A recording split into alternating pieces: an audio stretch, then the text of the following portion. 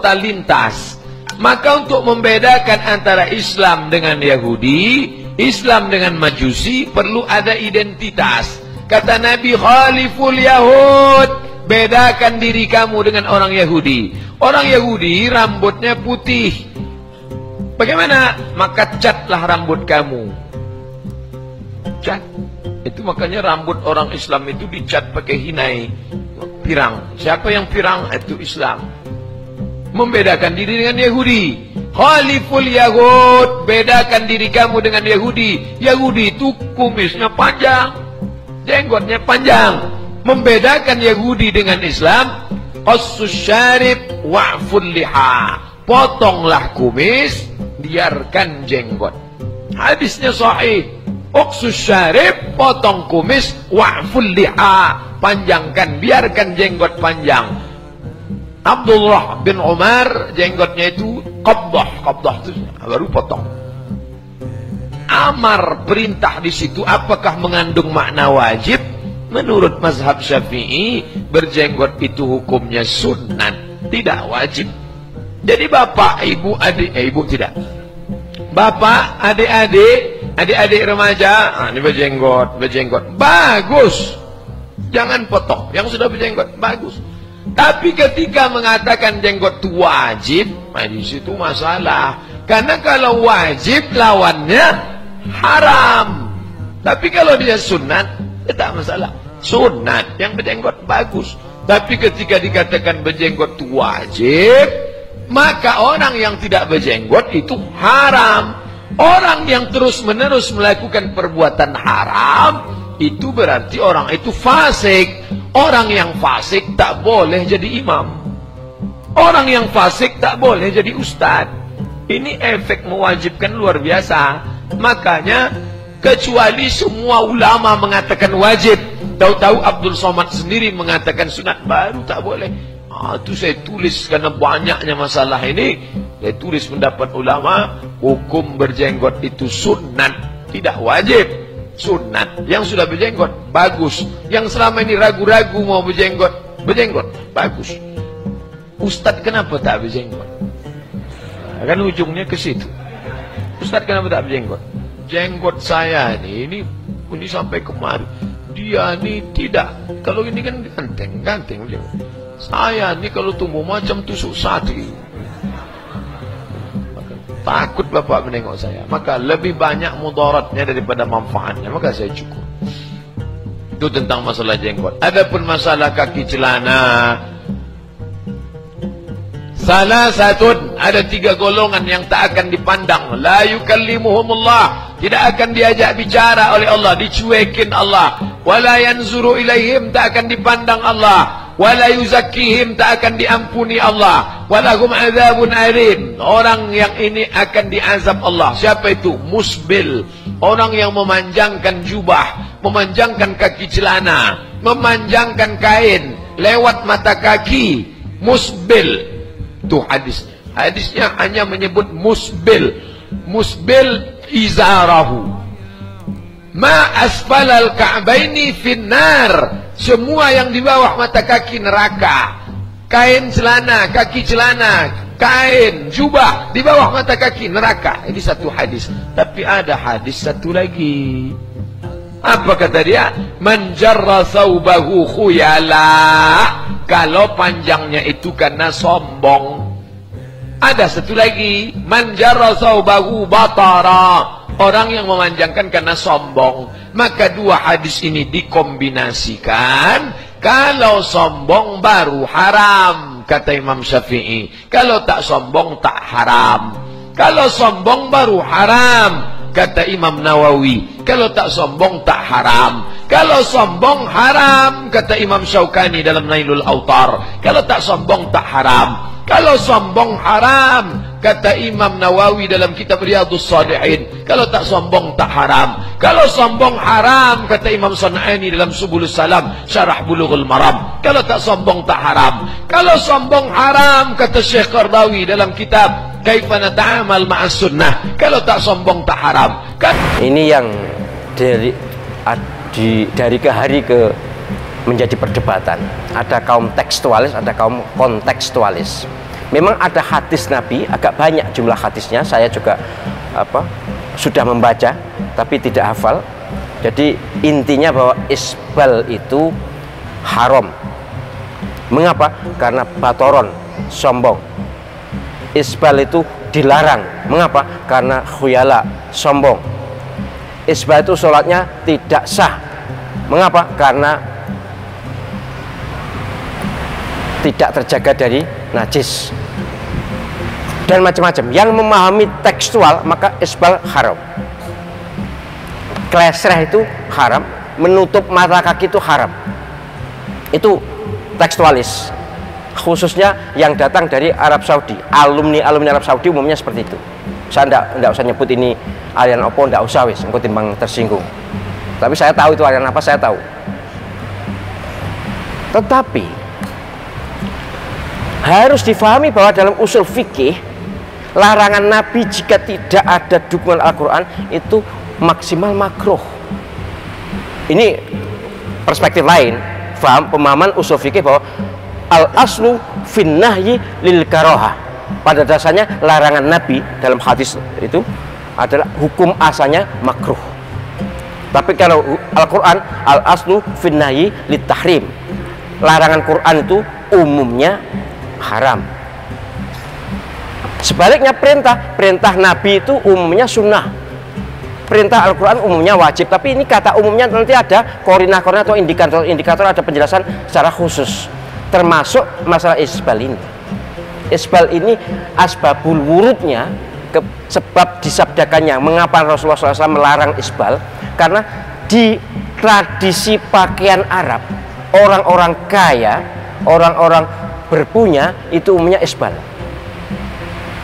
klesreh, untuk menunjukkan kayanya, tapi disertai anggap, disertai sombong, disertai congkak, penampilannya itu beda.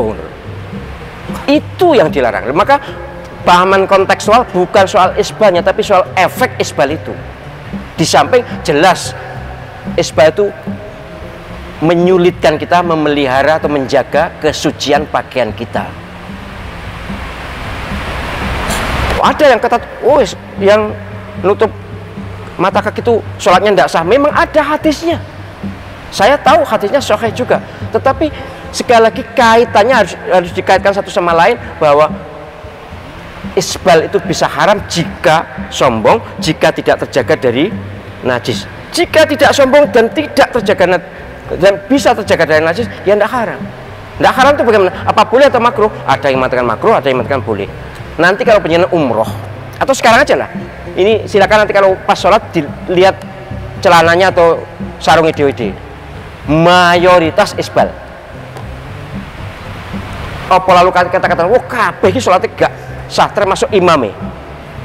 Nanti lihat aja, Pak Hamid. Saya wis delon. Ini isbal, ini kalau definisinya isbal itu di atas, di bawah mata kaki. Tapi isbal dulu enggak gitu. Isbal dulu itu sampai klesreh.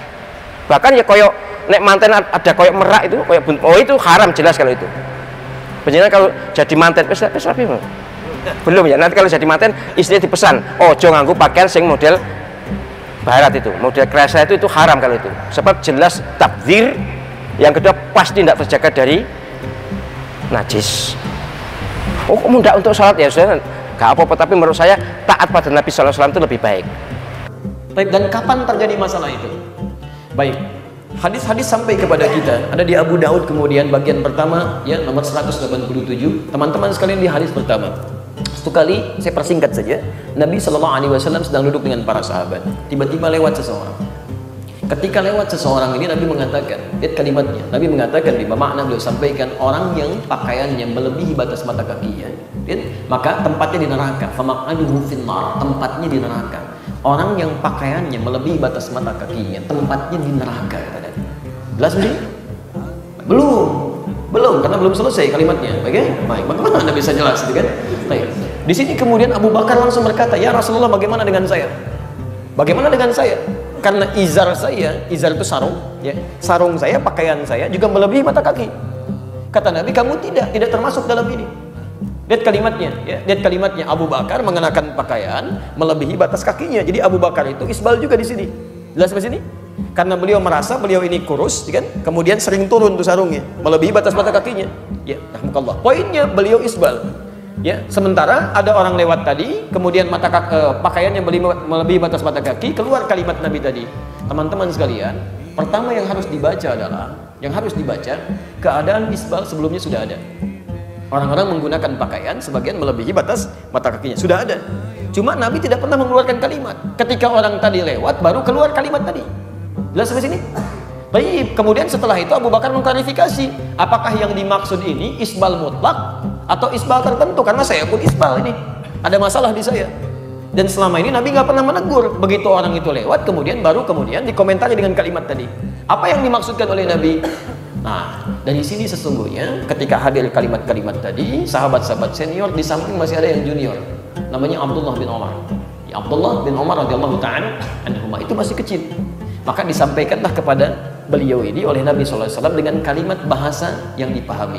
Kan anak-anak biasanya belum paham bahasa kiasan ya, bahasa tinggi gitu ya. Nah, yang 5 tahun, yang 4 tahun dipanggil sini, kamu jangan panjang tangan ya, tangan kakak nggak panjang kok, kan? Yang dia pahami bahasa real saja.